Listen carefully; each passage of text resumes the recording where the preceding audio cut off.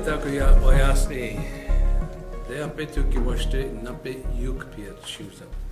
My name is Larry Salway. I'm a Lakota elder, and I want to talk to you a little bit about understanding Native American or Indian people's culture. There seems to be a great misunderstanding as far as our thought process, and so hopefully during these tapings of these videos, I'll be able to take you and let you look through my eyes and let you feel my heartbeat and let you understand a little bit of my thought process or my cognitive process. I want to read a poem. It says, "It's hard to be an Indian during these times that bring together our yesterday with what we are today. There is pain of memory which flies through the quick of our lives and makes it difficult to love. We are still Indian in spite of the 1,000 treaties and missionaries with their black frocks. There is nothing and no one who will keep us from our ways and our songs. We have endured and will yet endure. That Arthur is unknown." I have also another reading that will help you to give a little bit better understanding of our thought process. The 10 Indian Commandments. Treat the earth and all that dwell thereon with respect. Number 1. Remain close to the Great Spirit. That's number 2. Show your great respect for your fellow beings. That's number 3. Work together for the benefit of all mankind. That's number 4. Give assistance and kindness wherever needed, which is number 5. Do what you know to be right. Number 6. Look after the well-being of the mind and of your body. Number 7. Dedicate a share of your efforts to the greater good. That's number 8. Be truthful and honest at all times. And that's number 9. Take full responsibility for your actions, which is number 10.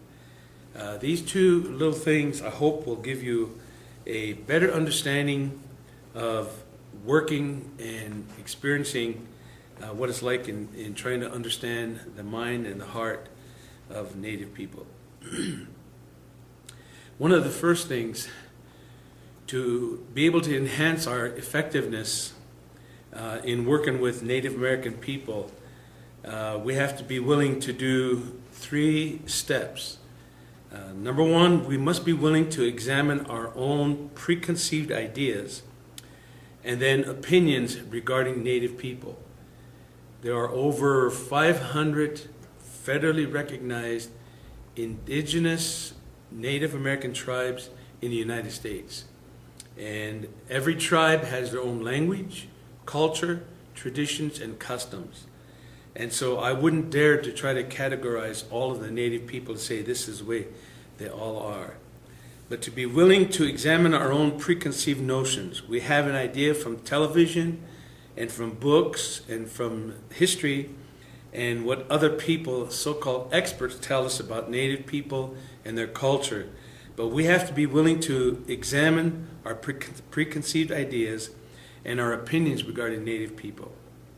Number 2, we must be willing to learn their history and then their way of life from their people.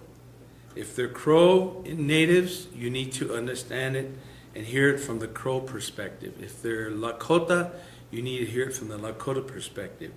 If they're Pima, Maricopa, you need to hear it from their perspective. So we have to be willing to learn their history from their thoughts and their ideas. We must be willing to accept value differences. Now that's hard.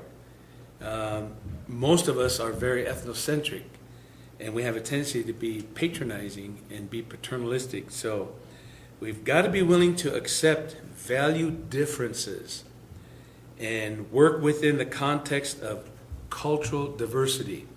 Even within the Native American community, we're different, and we'll see that in just a bit. If we honestly examine our own personal opinions of Native Americans, and we strive to learn more about their way of life, we'll soon be able to separate fact from fiction.